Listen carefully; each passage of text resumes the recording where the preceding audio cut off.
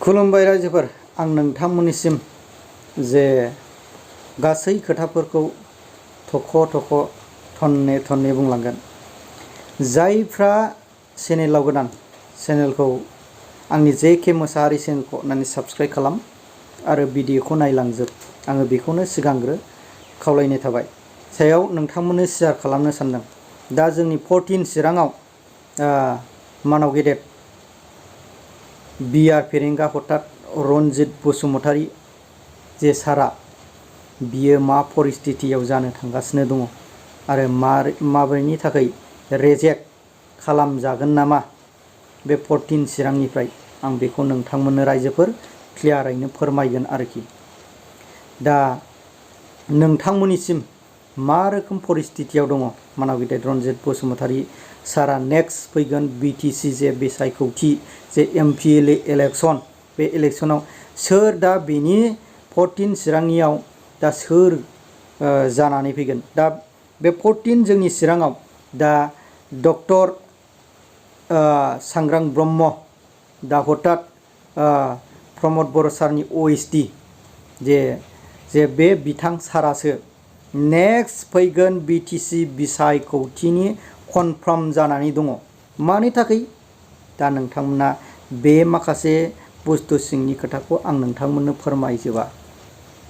दा माखासे सिङाव खोथा दङ।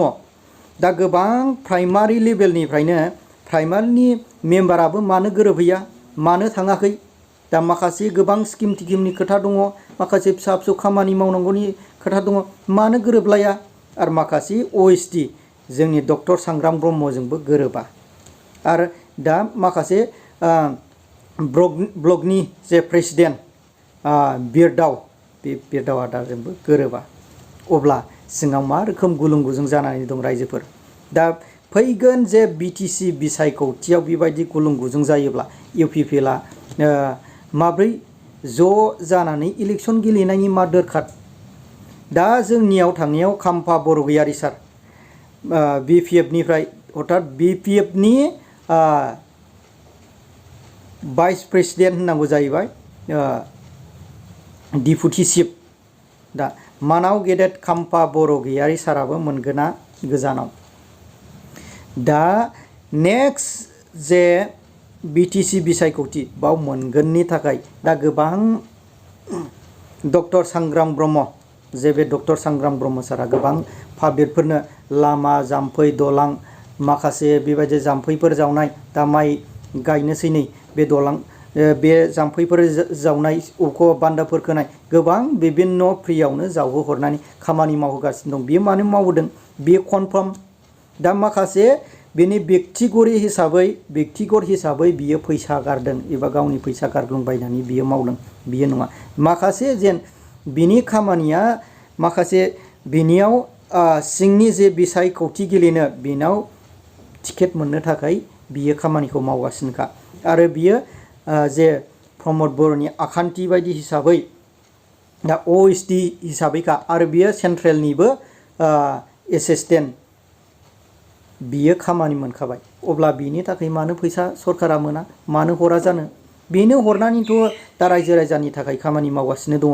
दा मोनसे खोथाया ओरै जोंनि 14 दा इएम मानाव गेदेर रणजित बसुमतारी सारा दा नेक्स्ट फैगौ बिटिसि जे बिसायख'थि 14 चिराङाव बियो मोनला। बियो माखासे सिस्टेम मानसिफोरनि जे बिसिन्दों माखासे ब्लकनि माखासे सुबुंफोरनिफ्राय आङो मिथिनो मोनदों। दा माखासे खोथाया ओरैबायदि मानि थाखाय बिसोरो सोरबा ब्लकनि मेम्बार सोरबा ब्लकनि सेक्रेटारि सोरबा ब्लकनि माखासे मानसिफोरनो एसे थाखा फैसा होआ। दा सेंग्राफोरनो जेबो अनसुंथाइ जेबो बिबान होदोंबाबो जेबो अनसुंथाइ मोना। माखासे गोबांनि मेम्बार प्रेसिडेन्ट सेक्रेटारिफोर एबा मा होनो बेखौ चेयारमेनफ्रानो सोरबा सासे इएमजों गोरोबलायनो हायाब्ला अब्ला मा खामानि मावगोन। अब्ला मा गोरोबलायनाय बबेबा बिपिएफनिखौ बबेबा बिजेपिनिखौ बबेबा जिएसपिनिखौ मा बिपिएफनिफ्राय बा बबेबा जिएसपिनिफ्राय इउपिपिएलआव माबोरै लाबोगोन। दा खनसे आं नोंथांमोननो क्लियार खोथाखौ खिथानि। बै समाव जेब्ला जांख्रिखां क्लाबाव जेब्ला प्रग्राम जादोंमोन बे जांख्रिखां क्लाबाव प्रग्राम जानायाव बाव CM एबा ब्लकनि सेक्रेटारि प्रेसिडेन्ट गोबां बाव फैदों आरोखि रोनगोरा दानि रायजो सभानि MP रोनगोरा क'क्राझार लकसभानि जयन्त बसुमतारी सार बिसोरबो फैजोबदों। जेब्ला बै फैनायाव जेब्ला माखासे दाय जादोंना जायाखै बेखौ मिथिया, जोङो बेखौ मिथियामोन। जेब्ला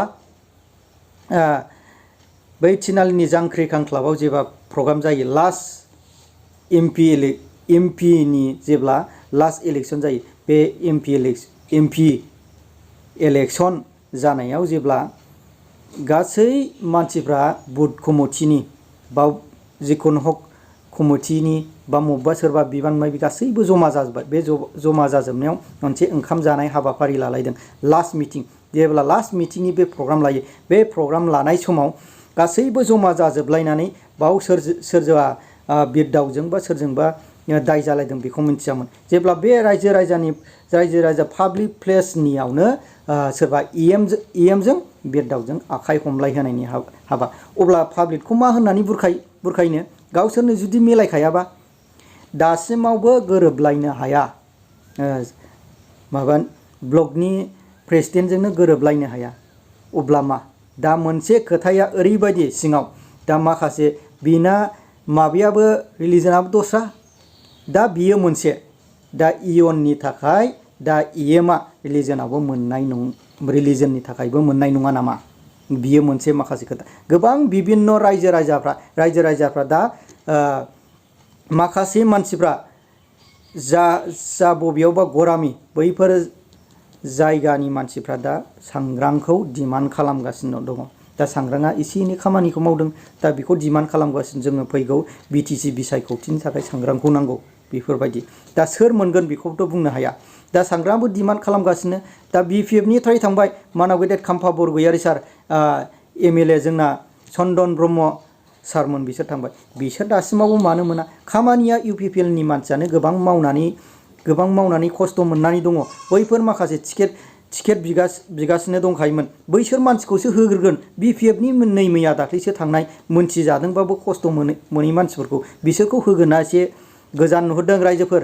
दा BPFनि माखासे जे हाग्रामा महिलारि सारा बुंदों दे BPFनि मानसिखौ UPPLआव लाङै जयनिं खालामै डास्टबिनावसो गारगोन, बियो कारेक्ट जागोन। अब्ला रायजोफोर दा माखासे नै दा EM ronjit बसुमतारी सारा दा माखासे बेखौबो रिजेक्ट खालामनो थांगासिनो दङ। अब्ला बे EM ronjit बसुमतारी सारा मा जागोन, दा बबे दोलोआव हाबहैगोन?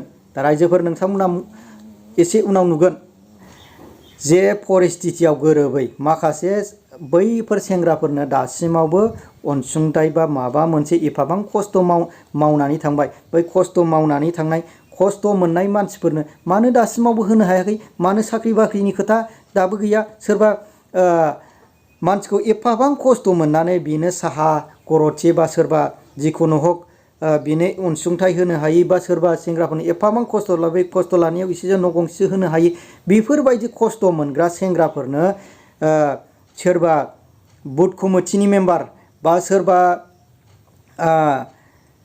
माबानि इयथ सेलाव मावनाय सेक्रेटारि प्रेसिडेन्ट बैफोरनो दाबो मानो बोराब होनाय? दा बेनो रायजोफोर नै दा जे सानथिफुर ब्लकआव माखासे मावनाय गोबां सेंग्राफोर दं। बै सेंग्राफोरा दा EMनिफ्राय गुगायै माखासे सिङाव गोबां क्राइटेरिया दङ, गोबां गुलुं गुजुं दङ, सांग्रांजों खारै सिङाव थांगासिनो दङ। दा बेखौ नेक्स्ट बारनि थाखाय माबायाबो CM मानाव गेदेर प्रमद बर'आबो कनफार्म बायदि मोनदों, टिकेटखौ मोनगोननि आसा सांग्रां ब्रह्मआ 14 चिराङाव दारायनो थाखाय। दा आवगोल रायलायखालाय नामानो आं बेखौबो UPPLनि माखासे निथाफोरनिफ्रायनो कर्मि मावग्राफोरनिफ्रायनो खोनादों। दा मानाव गेदेर EM ronjit बसुमतारी हठात फेरेंगा सारा वान टाइमनि थाखायल' बिखादों। दा नेक्स्ट फैगोनाव बियो मोननाय नङा। अब्ला बबे निसिमायावबोथ' मानसि दंखायो, बा बबेबा क'क्राझारावबो गावनि जे समस्थियाव मानसि दंखायो, अब्ला बियो मा बेखार जानो थाङाखैसै? अब्ला बे बेखार थाङोबा बबे पार्टियाव हाबहैगोन रायजोफोर नोंथांमोना दा इउपिपिएलआव गोबां गुलुं गुजुं जागासिनो दङ माखासे टिकेटनि थाखाय माखासे समस्तिनि थाखाय माखासे जुदि समस्तिया क्रिएट जायोब्लाथ' मोजां जाबाय जुदि समस्तिया क्रिएट जायाब्ला क्रिएट खालामनो हायाब्ला समस्तिखौ क्रिएट खालामनो हायाबा खामानि जानाय नङा बबेबा पार्टियाव बारस्लायनाय मानाया बेबायदि जागोन दा गोबां टिकेटनि थाखायनो गावजों गाव आंबो मोननांगौ आंबो होगोन आंबो मागोन बा सोरबा माबायाबो सांग्रां ब्रह्मआबो जुदि मोनाब्ला बेबो निर्दलीय दारायगोन बेबायदि जानानै दङ रायजोफोर गोबां गुलुं गुजुं रायजोफोर बे भिडिअनि सायाव नोंथांमोना माबायदि मोनदों जुदि भिडिअखौ मोजां मोनदोंबा लाइक आरो शेयार आरो कमेन्ट खालामबानो जाबाय रायजोफोर।